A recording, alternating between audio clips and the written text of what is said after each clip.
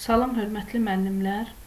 Mən Hacıyeva Süreyya. Bugün təhsilin formaları haqqında sizə məlumat verəcəm.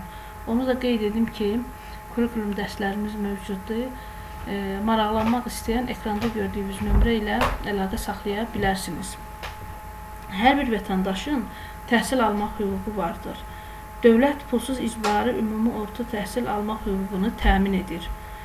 Təhsil sisteminə dövlət tərəfindən nəzarət edilir. Maddi vəziyyətindən asılı olmayaraq istedadlı şəxslərin təhsilinin davam etdirilməsinə dövlət zəmanət verir. Dövlət minimum təhsil standartlarını müəyyən edir.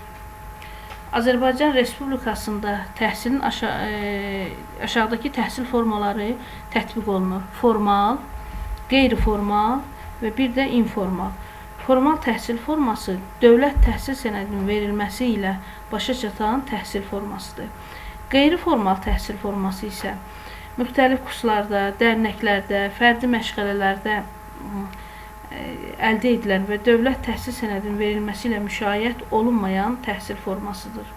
İnformal təhsil forması isə özünü təhsil yolu ilə biliklərə yiyələnmənin formasıdır.